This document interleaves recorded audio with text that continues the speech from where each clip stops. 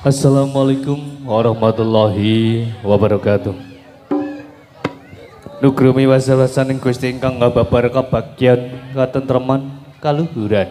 Mugi tansah kajiwa asariro dumateng panjenengan sedaya saha kula waratene sagung dumadi nuwun dumateng para alim ulama ingkang hanggung kula renget sagung fatwanipun. Para sepuh pinisepuh ingkang daat pinundipun.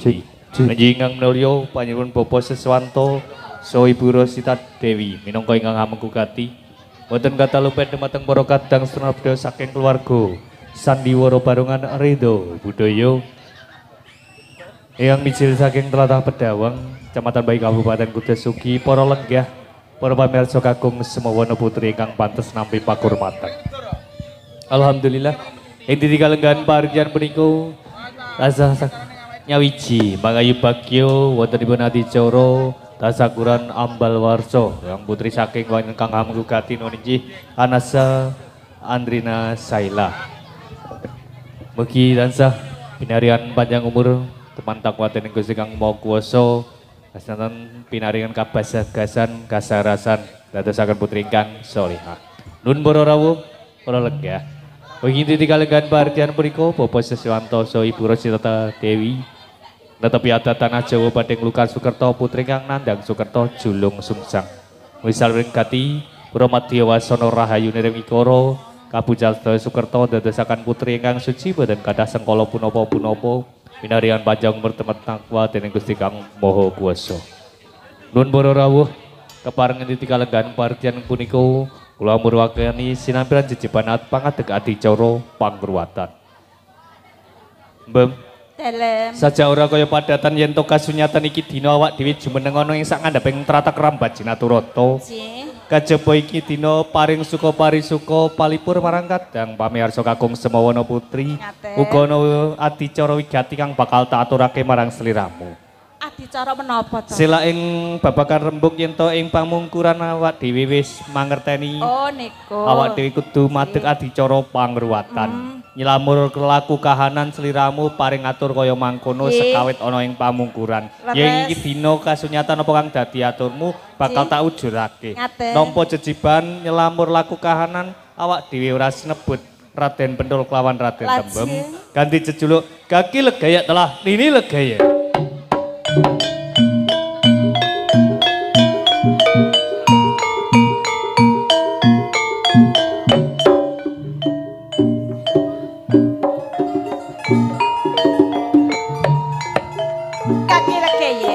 Sedaya menika leresatur panjenengan kula nggih sarujuk pinemu panjenengan karan Kaki Legaya Nini Legaya.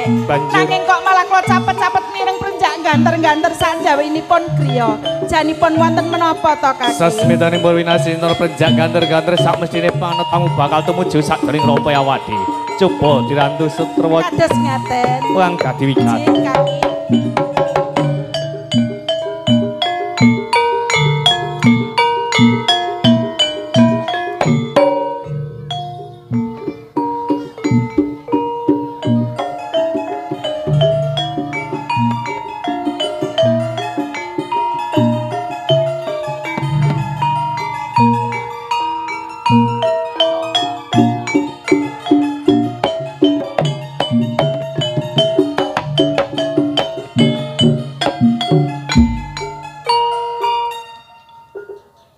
Assalamualaikum warahmatullahi Waalaikumsalam warahmatullahi wabarakatuh. Kasunyatan tamu sajroning rompay awak dhewe. Saja ora kaijenan keluarga kae tak sawang ane ngidihno. Dipun dangu kersanipun terwaca kaki. Nuwun sewu Bapak boten ateges lo tambah kahanan pahartian punika. Kula bedhe nyuwun pirsa dhumateng panjenengan sami. Panjenengan punika paring asma sinten saking tlatah pundi? Kula paring asma Siswanto.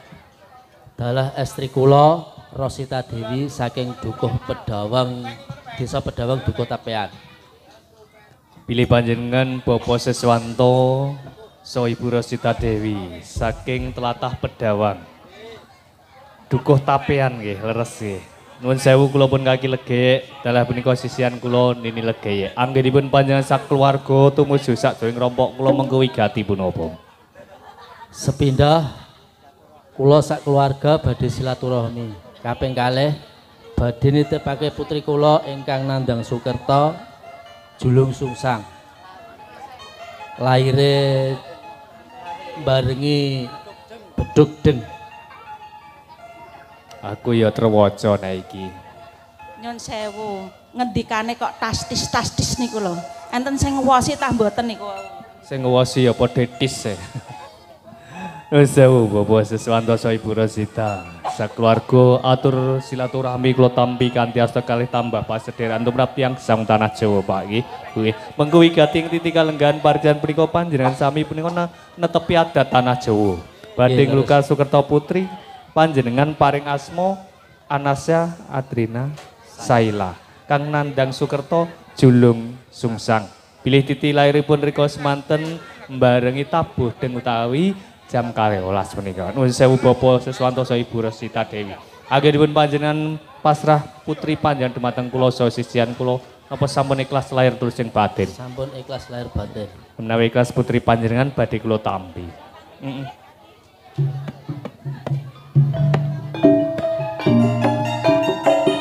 Bapak Siswanto Ibu Rosita Dewi.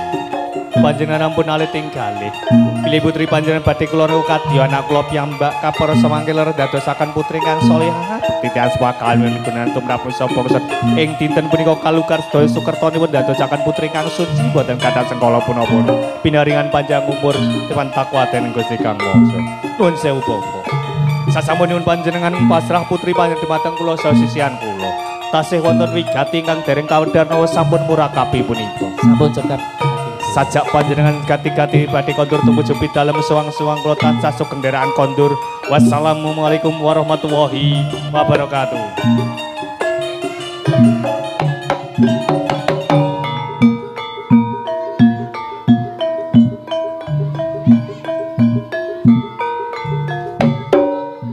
Kaki legeye. Ini legeye.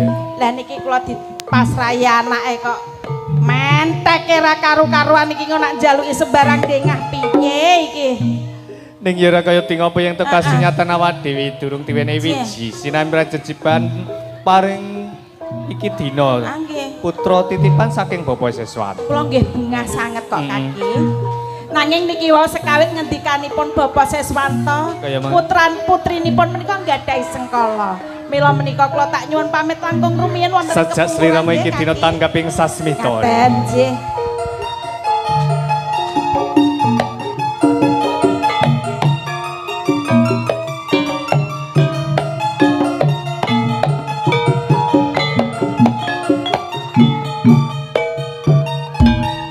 Kaki. Ini lagi ya. Aku ki mau ya bingung kok karo mlaku ki mau ya bingung rasane. Lah kok aku kon jikok janur iki lho jane arep nggopo? Apa meneh nganti janur iki disengker 7 dina 7 bengi selawase. Tiramu yo eling sawise baline Bapak Siswanto sakeluarga kae yen to masrahke putrine kae netepi adat tanah Jawa. Oh ngaten. Amangka ing tanah Jawa kebadat budaya mengkur dilan samudana. Ngateges janur kae sejatine cahya utawa nur kang tumurun saka dhuwur kanthi jabah Gusti Kang Maha Kuwasa. Ya guna katisasane iki dina tak paringi aji sangut tak sengkerke 7 dina 7 bengi. Bakal tak kalungke janggane anakmu supaya kalih seru bedane ring sambika. Monggo kaki.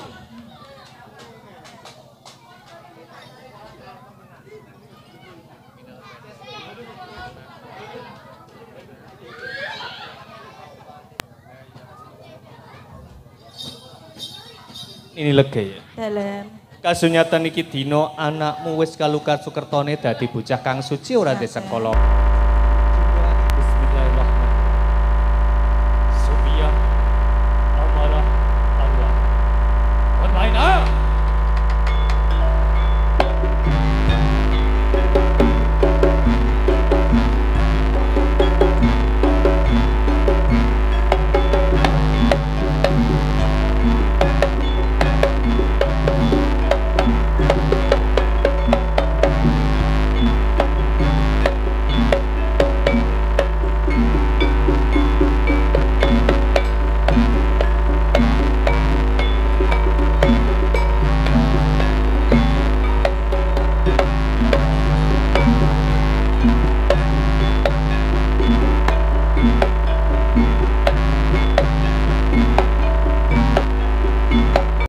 Tadi pada ngkasar berkoin di dalam kudel nosap yang kutukah dekapon Joko kap kamu anak berawan satu kumpul tapi koncorong ini kayak apa satu dia dan satu Joko jalan di luar tak kepengen itu ini lagi ya lakunya nanggung bupati Pangupon jalan keluar keluarku lantaran ini tahu aku tak sampai orang bunda aku boleh marah selira dan sewaya-waya tak rokok orang kegantian selira bisa mengkaji terus ngaping telur damai rasa berdengar makan kaki silakan dulu selamat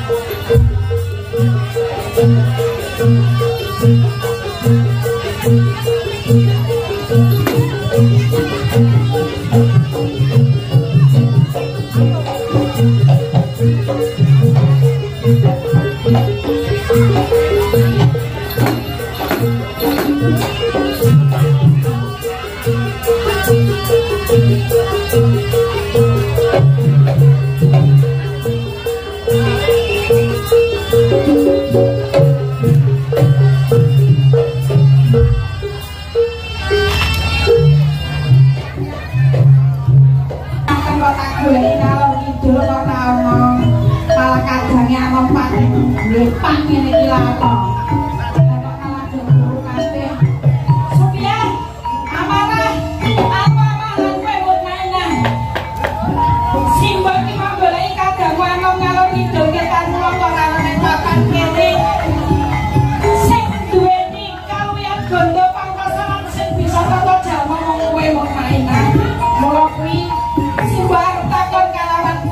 Menyang endi kadangmu enom prawan jagur ya?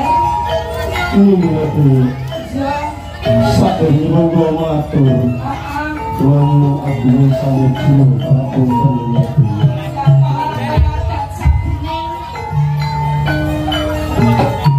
nalika semua kula surya amarah alawah diutus kaki ledek dalam ledek Cikan Jogo lalu jiwa tengene geduk perawan jago nanging Leno adik kula Jogo geduk perawan jago ucapanmu sing bener Boten angin, boten udan. Geduk perawan jagur ini. ana apa nggih? Geduk perawan jagur merca ini.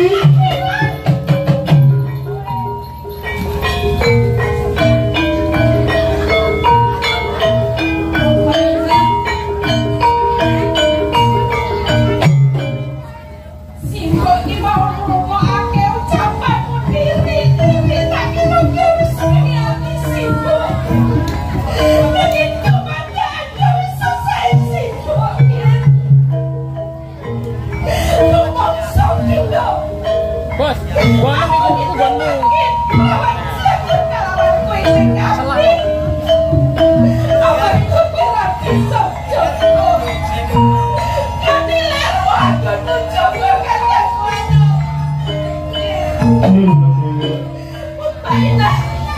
Ini lebih betul sakwato.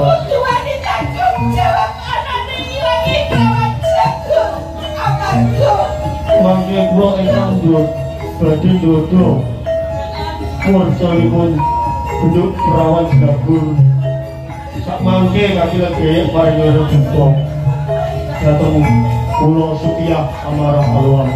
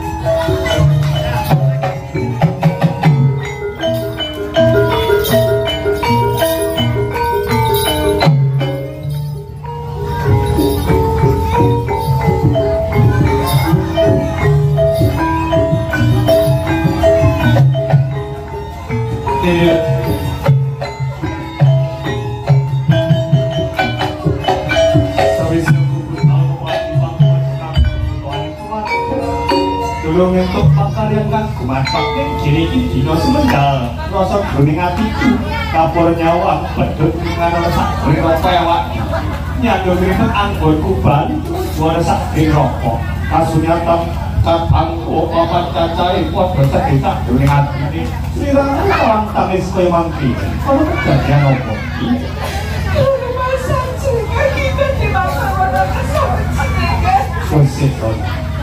iki iki dina aku bali wae nganti nganggo ribet dene matur malah sajak ora tuwa malah wae ana kedadian opo sejatosipun menika babagan putra panjenengan prawan jagur kae prawan jagur iki juga pakai ates kaki prawan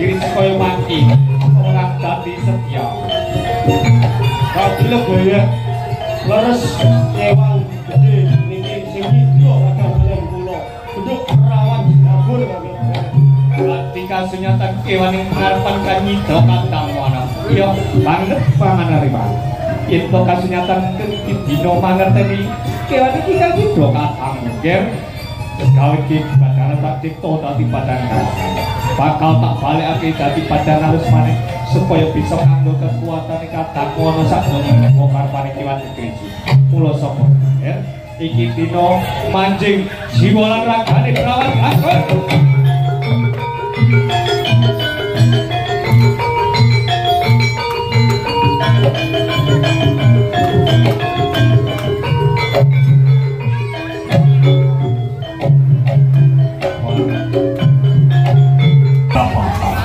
Kewan kegiri sing pengarepan iki dina bisa tapa jalma sapa kang ati dosa nomo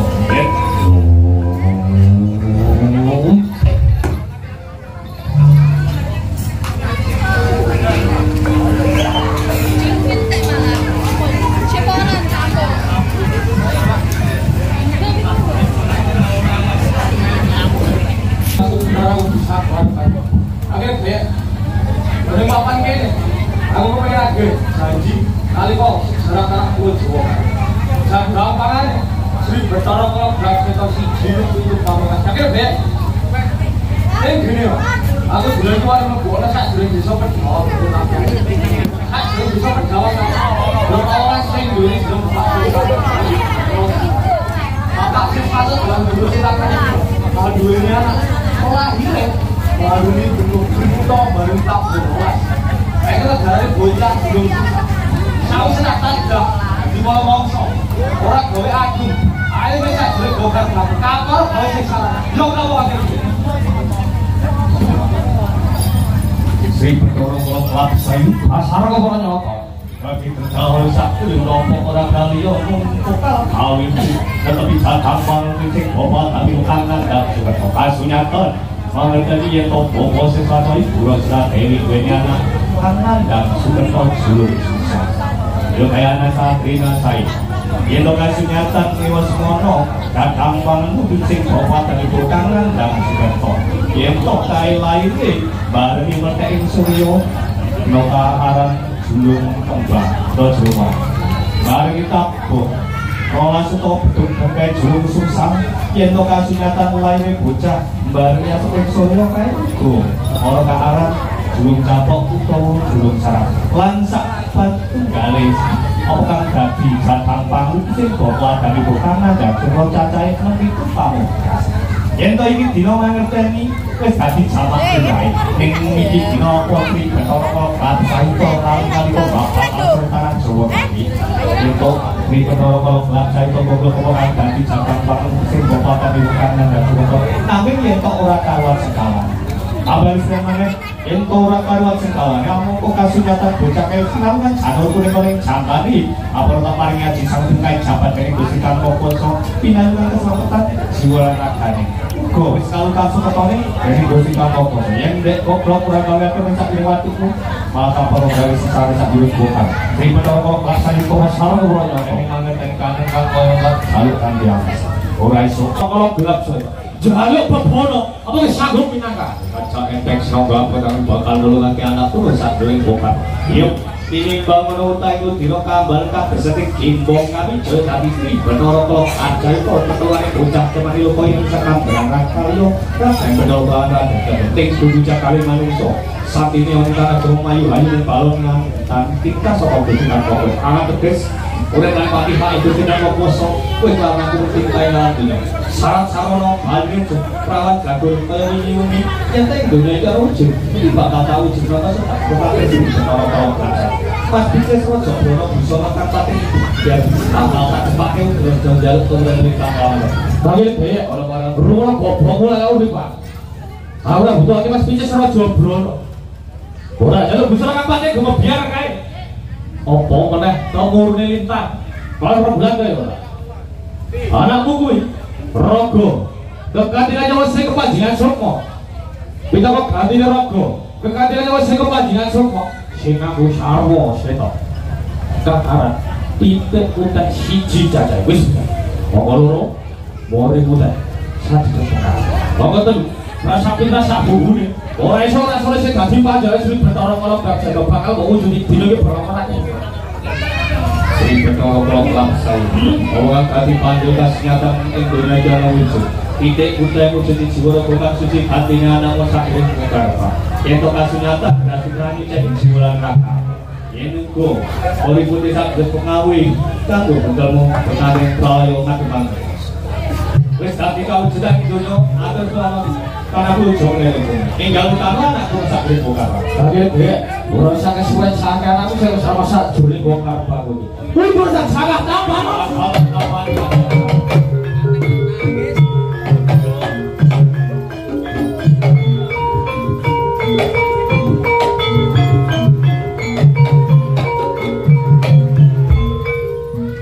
ini lagi dadah wayah yen wong tuane tuwa ning kapan kene ra bingung anggone ngomong kaya wantu dapar macung cinebat nini apa ora malah kok mireng perjak ganteng-ganteng sajaminipun kedua tahun iki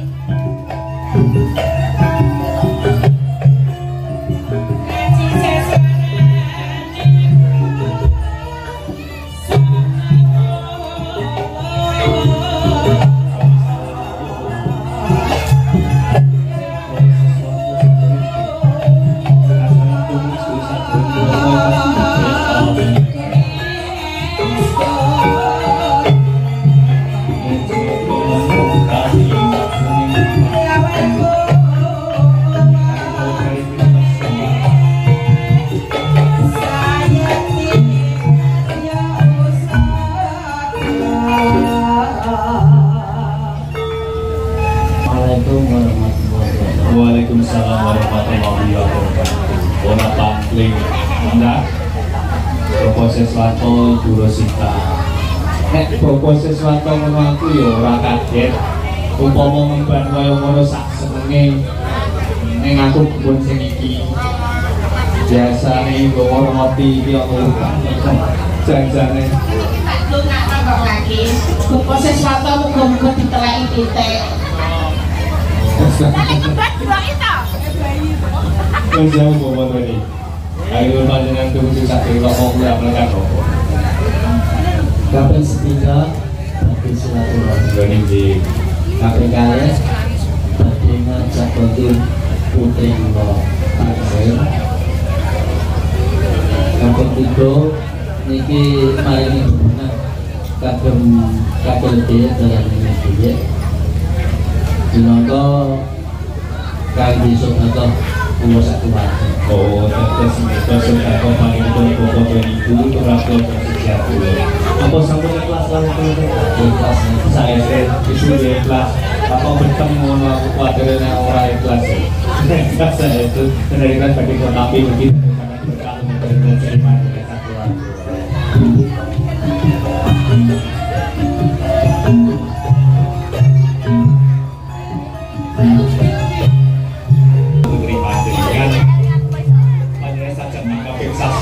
Kalutan Sekerto alhamdulillah dia akan memberikan suci kepada sekolah Ponorogo yang tidak berikut berarti kasuan mode itu Rasulullah itu rawat dianggap kata bagian satu saat dari kedua pasrah coba itu aku sedang satu dengan kembali ke sana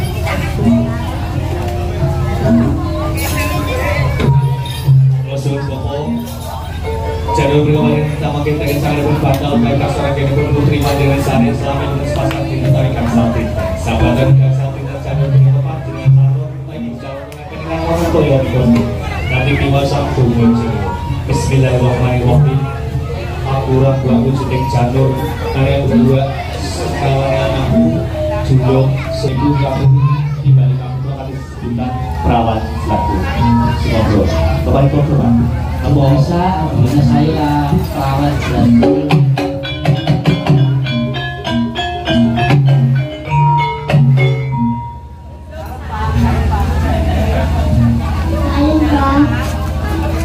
Ya masyarakat dengan saya perawat Brazil.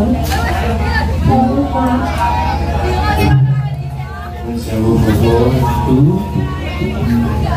Bintik tinggal jambul itu panjenengan kemipun tapi antara Jawa sampun kasih dan semoga dibuka sekali baru KHPH dari sama sedaya jadi lan keluarga panjenengan rasa kinareka berkahan keselamatan dan Gusti Kang Maha Kuwasa minal ajari bil barokati il Fatihah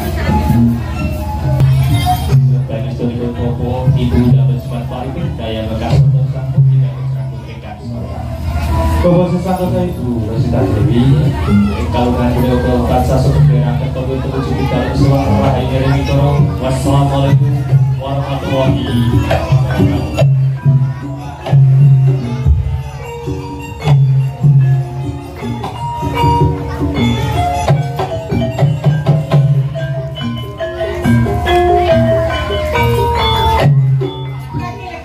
Ini karena Subhanahu wa ta'ala Allah